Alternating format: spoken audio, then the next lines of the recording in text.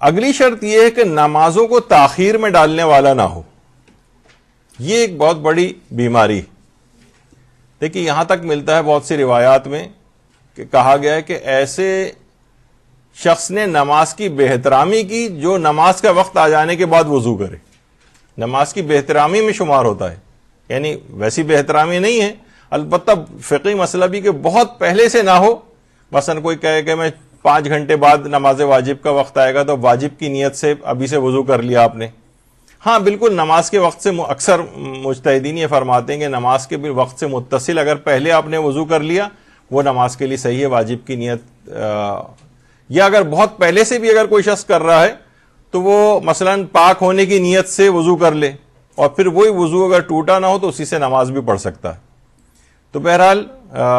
یا بعض مراجع کہتے ہیں نہیں, اگر نماز کی نیت سے بھی وضو کر لیا جائے, مثلا نماز مغرب پڑھنی ہے آپ کو 7 بجے, آپ 4 بجے سے وضو کر کے بیٹھ گئے تو اس میں بھی کوئی حرج نہیں, اس سے نماز مغرب پڑھی جا سکتی. لیکن کچھ مراجع کہتے ہیں کہ نہیں, بالکل نماز کے وقت سے متصل اگر ہے تو ٹھیک ہے, لیکن بہت پہلے سے ایسا نہ کیا جائے. خیر, نمازوں کو تاخیر میں ڈالنا یعنی بالکل قضا کر کے پڑھ رہے ہیں, دیر سے کر کے پڑھ رہے ہیں, یعنی آپ تو اللہ سے ہر چیز فوراً مانگ رہے ہیں, اور جو اس کی اپنی عبادت ہے اس کو آپ تاخیر میں ڈال رہے ہیں. ادھر ادھر گھومتے پھر رہے ہیں, ٹی وی ڈرامے دیکھ رہے ہیں, بالکل آخری وقت میں جب دیکھ رہے ہیں اچھا اب 11 بج گئے, اب 11:30 بج گئے, اب 10 منٹ رہ گئے قضا ہونے میں, تو بھاگے اس وقت آپ نمازیں پڑھ رہے ہیں. یا بہت سے سننے میں آتا ہے کہ افراد ہیں جو اپنے جابس پہ جاتے ہیں اور وہاں جا کر نمازیں نہیں پڑھتے ہیں, اور اس کے بعد پورے دن کی آ کر ایک ساتھ نمازیں سب جو قضا ہو جاتی ہیں وہ سب ایک ساتھ پڑھ رہے ہوتے ہیں. تو یہ طریقہ کار, یعنی نمازوں کو تاخیر میں ڈالنا اور قضا کر دینا, یہ تو اور زیادہ خوفناک چیز ہے. بلکہ اس پہ آپ اگر یوٹیوب وغیرہ پہ سرچ کریں تو مدرسے میں اس موضوع پر بھی درس ایک ہو چکا ہے کہ بے نمازی کی نحوست کے نام سے. یعنی کتنی چیزیں ایسی ہیں جو اس گھروں میں تکالیف اور پریشانیاں آئی ہوئی ہوتی ہیں کیونکہ اس میں وہاں پر بے نمازی رہ رہے ہوتے ہیں, ان کے اثرات نمازیوں تک بھی پہنچ رہے ہوتے ہیں, ان کو وہ گھر پریشان ہوتا ہے ان کی وجہ سے.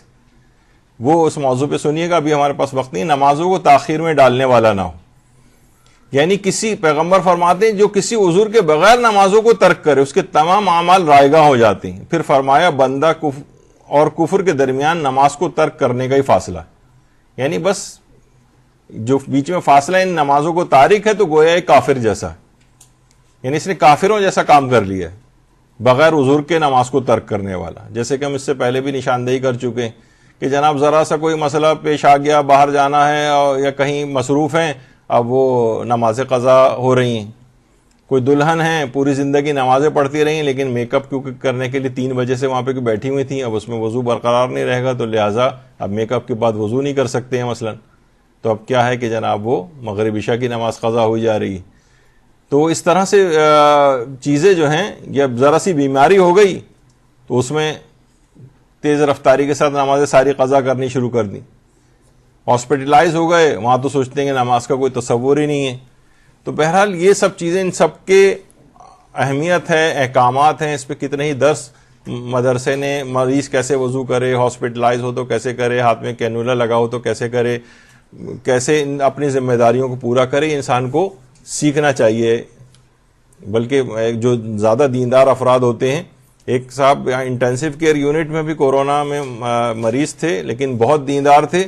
تو انہوں نے یعنی وہاں سے کہیں کسی سے کہہ کے یعنی خود مجھ سے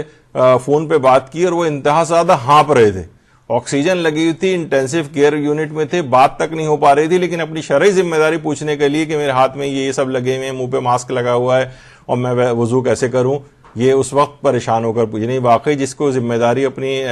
کرنی ہوتی ہے پوری, وہ اس طرح سے, اور اسی کی برکت سے ماشاءاللہ اب وہ مکمل صحت یاب ہو گئے, انٹینسو کیئر سے باہر آئے اور اس کے بعد طبیعت ٹھیک ہوتی چلے گئی اور اب ماشاءاللہ صحت یاب ہو گئے, ورنہ بڑی مایوسی اسی لحاظ سے ان کے متعلق ہو گئی تھی. لیکن بہرحال تو یہ سب چیزیں کیا ہیں کہ انسان کی دعائیں قبول ہوتی ہیں, مشکلات بھی دور ہوتی ہیں, انسان دین پر جتنا عمل کرے گا اتنی اس کے لیے آسانیاں پیدا ہوتی ہیں. تو نماز قضا کرنے کے فضول بہانے نہیں تلاش کرنے چاہیے, اس کو دیکھنا چاہیے. اور پیغمبر یہ بھی فرماتے ہیں جو شخص جان بوجھ کے نماز ترک کرے گا گویا اس نے اللہ اس کے رسول سے کیے گئے عہد سے بیزاری اختیار کی. یعنی آپ خود ہی اپنے ایگریمنٹ کو توڑ رہے ہیں, ایگریمنٹ کسی سے توڑ رہے ہیں اور اس سے آپ توقع کر رہے ہیں کہ وہ آپ کی حاجات کو مان لے. آپ اپنے اس کا پاسداری کر نہیں رہے اور اس سے توقع یہ رکھ رہے ہیں.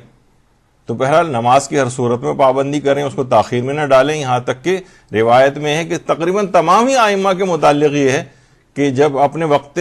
شہادت سے پہلے جس وقت دنیا سے جا رہے ہوتے تھے تو ہمیشہ نماز کے متعلق وصیت کر کے جاتے تھے, بلکہ کہہ کے جاتے تھے کہ ہم اہل بیت کی شفاعت اس کو ہرگز نصیب نہیں ہوگی جو نماز کو سبک شمار کرے, یعنی اس کو اہمیت نہ دے. یہ اہمیت نہ دینا ہی تو ہوتا ہے نا, دنیا کے سارے کام آپ کر رہے ہیں اور نماز کا وقت جس وقت آتا ہے اس وقت ادھر ادھر پھر رہے ہیں اور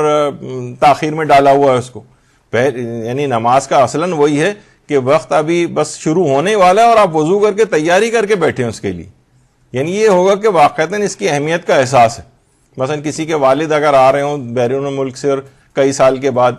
اور وہ ایسے ہی پھر رہا ہو ادھر سے ادھر, اور ایک وہ ہوتا ہے انتظار کرنے والا, یا جیسے امام زمانہ علیہ السلام کے متعلق بھی کہا جاتا ہے صلی اللہ محمد محمد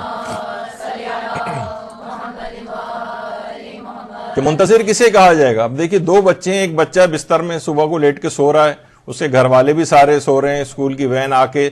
ہارن بجا کے چلی جاتی ہے. ایک یہ بچہ, ایک دوسرا بچہ وہ جو والدہ اس کی پہلے سے اٹھتی ہیں, اس کے لیے ناشتہ بناتی ہیں, یہ بچہ پہلے سے اٹھتا ہے, اپنے بیگ کو تیار رات سے کر کے رکھتا ہے, اور سب گھر والے تیار ہو کے یہاں تک کہ جب گاڑی آتی ہے تو اس کے اندر بیٹھ کے چلا جاتا ہے. اب امام کے منتظر کی بھی اسی طرح کی خصوصیات ہوتی ہیں,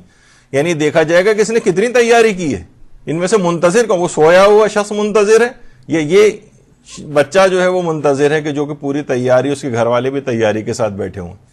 تو یہی نماز کی تیاری بھی ہے. نماز کی تیاری یہ نہیں کہ ادھر سے ادھر پھر رہے ہیں اور بالکل آخر وقت میں نماز پڑھ رہے ہیں, بلکہ تیاری ہے کہ وقت آنے سے پہلے وضو وغیرہ کر کے تیار ہو کے انسان جو ہے بیٹھے, اور تاکہ میں اول وقت میں اپنے, ایک دفعہ یہاں پہ بچوں کا بھی مدرسہ ہے, ایک دفعہ مجھے شرف ملا تھا اس میں کہ بچوں سے بھی کچھ خطاب کروں, تو اس میں میں نے یہ کہا کون بچہ یہ مثلا یہ چاہتا ہے کہ وہ کلاس میں اپنے اول آئے. سب بچوں نے ہاتھ اٹھائے تھے کہ میں چاہتا ہوں فرسٹ آؤں. تو میں نے اس میں بھی یہ بات کی جو چاہتا ہے کہ فرسٹ آئے تو اسے نمازوں, یعنی اول آئے, اسے نمازوں کو بھی اول اوقات میں پڑھنا پڑے گا. یعنی نمازوں کو اول اوقات میں پڑھنا یہ لازمہ بنے گا کہ آپ اپنی زندگی کے ہر امتحان میں فرسٹ ہو جائیں. اور علماء نے باقاعدہ اس کے تجربات کی ہیں اور کہتے ہیں کہ واقعتاً ہم نے دیکھا ہے کہ نمازوں کو ان کے اول اوقات میں ادا کرنا یہ دعاؤں کو بھی قبول کرواتا ہے, مشکلات و پریشانیوں کو بھی دور کرتا ہے, اور قرب خداوندی کے لیے جو 2-3 طریقے ہیں ان کے اندر سے ایک اہم ترین طریقہ خود نمازوں کی اول وقت ادائیگی بھی. اور ایک اور فائدہ اس کے اندر یہ ہوتا ہے کہ جس وقت انسان اول اوقات میں نمازیں ادا کرتا ہے تو اس کی, دیکھیے امام زمانہ علیہ الصلوۃ والسلام, اللہم صلی اللہ علیہ وسلم, امام تو خود ہر نماز کو اب اس کے وقت فضیلت اور اول اوقات میں ادا کرتے ہیں. جب کوئی بندہ بھی اس وقت اول اوقات میں اوقات فضیلت میں نمازیں پڑھتا ہے تو اس کی نماز امام زمانہ کی نماز کے ساتھ پروردگار کی بارگاہ میں بلند ہوتی ہے, اور امام زمانہ کی نماز کے ساتھ کسی کی نماز جائے تو اسے لازمی قبول ہونا ہی ہونا ہے. اسی طریقے سے امام زمانہ نمازوں کے بعد دعائیں کرتے ہیں اول وقت نماز کی ادائیگی کے بعد, تو ان کی دعاؤں کے ساتھ آپ کی بھی دعائیں جب آسمان کی طرف بلند ہوں گی تو وہ بھی شرف قبولیت حاصل کریں گی. تو بہرحال ایک چیز یہ بہت اہم ہے نمازوں کے اعتبار سے, نماز فجر خاص طور پہ قضا ہوتی. آیت اللہ خوشوقت جو آیت اللہ خامنئی کے سمدھی تھے وہ یہ فرماتے ہیں کہ لوگوں کی نماز فجر قضا ہونے کی 3 وجوہات کہہ رہے میں نے دیکھی ہیں. ایک ہے کہ رات کے کھانے میں چکنی غذاؤں کا استعمال, اس سے لوگوں کی نماز فجر قضا ہوتی. زیادہ ٹی وی دیکھنا, اس سے بھی نماز فجر یہ بھی ایک معاون ہے نمازوں کو قضا, خاص طور پہ نماز فجر کو قضا ہونے, اور ایک رات کو دیر سے سونا. کہنے ان تینوں باتوں کی مخالفت کر کے انسان نماز فجر کو قضا ہونے سے بچا سکتا ہے. تو بہرحال یہ چیزیں ایسی ہیں کہ بڑا خیال رکھنا چاہیے, کیونکہ اکثر دیندار افراد بھی ٹھیک ہے 60-70% نماز فجر مل جاتی ہے, لیکن 30-40% قضا ہو رہی ہیں ان کی بھی نمازیں, اور اس میں عذر یہی ہوتے ہیں رات کو دیر سے سویا, یہ ہو گیا وہ ہو گیا, اس طرح کے عذر لنگ پیش کیے جاتے ہیں اس میں, جو کہ ایکسیپٹیبل نہیں. اور نمازوں قضا ہونے سے بچانے کے لیے خاص طور پر چھٹے امام نے جو طریقہ بتایا ہمارے کہ جو شخص بھی نمازوں سے غافل رہتا ہو اگر وہ 7 بار سورہ مومنون کی تلاوت کرے تو باقاعدگی سے نمازیں پڑھنے لگے گا اور کوئی نماز اس کی قضا نہیں ہوگی. تو اور بے نمازی کی طرف سے کوئی دوسرا شخص بھی اس عمل کو کر سکتا ہے. مائیں بڑی پریشان ہوتی ہیں کہ اولاد جو ہے وہ نمازوں کی پابند نہیں ہے, تو 7 بار کسی بھی اس شخص کے لیے بھی کہ جو نمازوں کا پابند نہیں, اس کی طرف سے سورہ مومنون کی تلاوت. ایک ہی نشست میں پڑھنا ضروری نہیں, تھوڑے وقفے بھی دے سکتے ہیں, لیکن کوشش کریں کہ ایک ہی دن میں پڑھ لی جائے.